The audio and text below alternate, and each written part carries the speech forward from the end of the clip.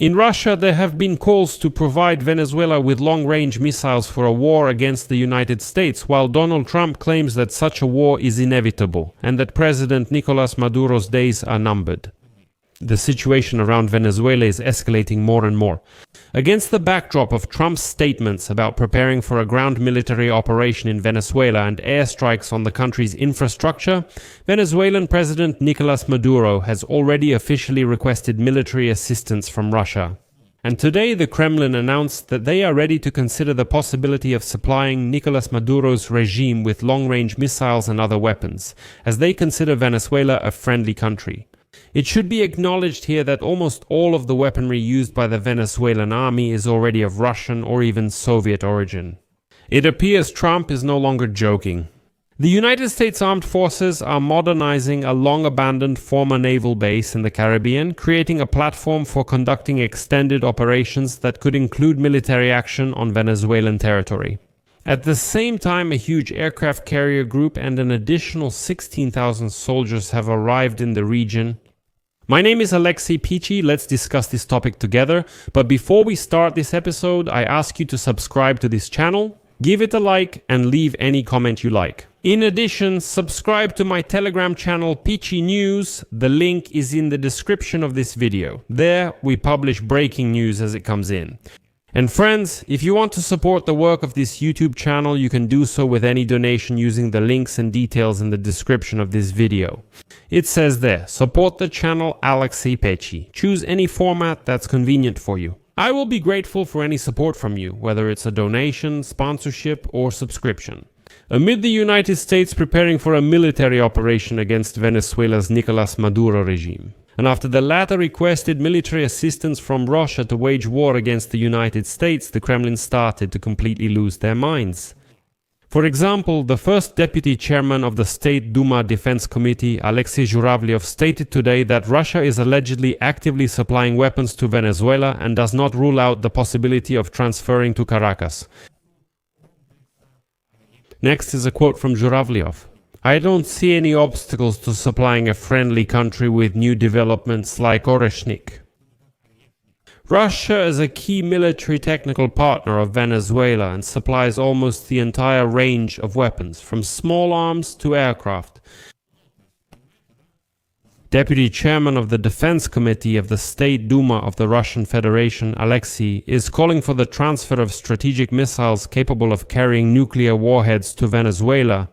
Then this Zhuravlyev started talking complete nonsense and stated that information about the volumes and exact names of the supplies is classified, so the Americans might be in for some surprises. He said that the regime of Nicolás Maduro might end up with some kind of Russian superweapon if American troops invade that country, and they will be waiting. According to him, Russian Su-30 Mk, 2 fighter jets currently form the backbone of Venezuela's air force, making this country one of the most powerful aviation powers in the region.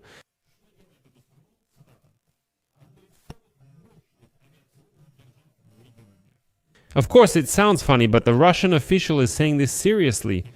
But still, Zhuravlyev seems to have revealed a few details. The thing is, last week a Russian military Il-76 plane landed in Caracas after Nicolás Maduro requested military assistance from Putin. Until the very end, it was unclear what exactly this Russian aircraft brought to Venezuela, but here's this Russian official. Zhuravlyev claims that this Il-76 supposedly delivered Pantsir-1 and Buk M2E systems to Caracas.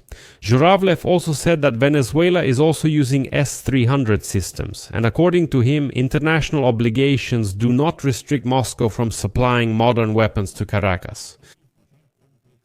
And regarding this matter, the Washington Post previously reported that Caracas requested the delivery of 14 anti-aircraft missile systems from Moscow, repair and restoration of Su-30 Mk, 2 fighter jets, overhaul of 8 engines, repair of 5 radars, as well as logistical support. Sources of the publication also claimed that Venezuela turned to China and Iran to expand military cooperation, including the supply of detection equipment, global positioning system jammers, and long-range Shahed-type drones. But they have not responded yet. But whatever Russia provides to Venezuela, it is unlikely to help. United States military activity in the region increased back in August, when Donald Trump's administration sent a large group to the southern Caribbean for operations against drug cartels. The number of troops in this group currently stands at 16,000. It includes 8 surface ships, a nuclear submarine, a B-52 strategic bomber, and F-35 fighter jets. In addition, the aircraft carrier Gerald Ford was sent to the region along with 5 escort ships.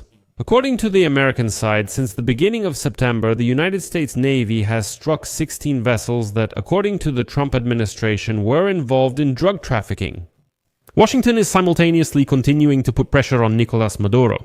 In early September, United States Secretary of Defense Pete Hegseth suggested the possibility of overthrowing Venezuela's government. It should be noted that all resources of the American military could be used for this. The United States accuses Maduro of ties to drug cartels and has announced a $50 million reward for information that will help capture him. The New York Times wrote that Trump's advisors have intensified discussions about scenarios for forcibly removing Nicolas Maduro, and the operation is overseen by Secretary of State Marco Rubio. On October 6, Trump ordered to cut off diplomatic contacts with Caracas.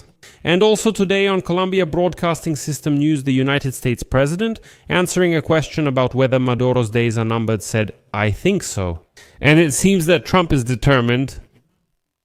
The United States Armed Forces are modernizing a long-abandoned former naval base in the Caribbean, creating a platform for conducting prolonged operations that could include military actions on the territory of Venezuela. Roosevelt Roads in Puerto Rico was one of the largest United States naval bases in the world. It was abandoned in 2004. But on September 17, as evidenced by photographs taken by Reuters and analyzed satellite images, construction work began there. In particular, crews began clearing and relaying the taxiways leading to the runway. In addition, the United States is building facilities at civilian airports in Puerto Rico and on the island of Santa Cruz, which is one of the United States Virgin Islands. These territories are located about 800 kilometers from Venezuela, but they can be used for attacks on Venezuela. The Roosevelt Roads base occupies a strategic position, and it has plenty of space for storing military equipment and ammunition. And so, according to military experts, the activity in Puerto Rico and the Virgin Islands indicates preparations that could allow the American military to conduct operations inside Venezuela. Donald Trump has repeatedly accused the Venezuelan authorities of sending many criminals from their prisons to the United States.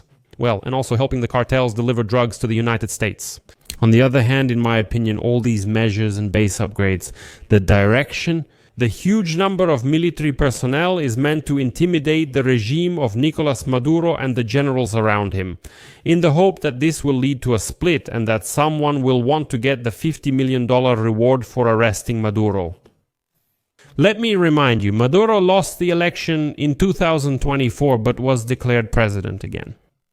Maria Corina Machado, who led the opposition campaign and was herself banned from running, received the Nobel Peace Prize this year. She is currently hiding somewhere in Venezuela, and notably, Machado, who is supported by the White House, called escalation by the United States the only way to free the country. As I mentioned, Trump has someone ready to appoint as Venezuela's new president if necessary. Experts say that the buildup of military presence in the region is the largest since 1994. It began back in August with the arrival of warships, a nuclear submarine, fighter jets, and reconnaissance aircraft. In addition, right now the very same Gerald Ford carrier strike group with its namesake aircraft carrier is heading from the Adriatic Sea to the Caribbean. It includes about 10 more servicemen, dozens of aircraft, a missile cruiser, and 2 missile destroyers. According to satellite images and ship tracking data, one of the destroyers passed through the Strait of Gibraltar on October 29. Therefore, it seems more and more likely that if Maduro doesn't step down on his own, the United States will eventually remove him from the presidency of Venezuela. And Russia will only be able to threaten in response, nothing more, to be continued.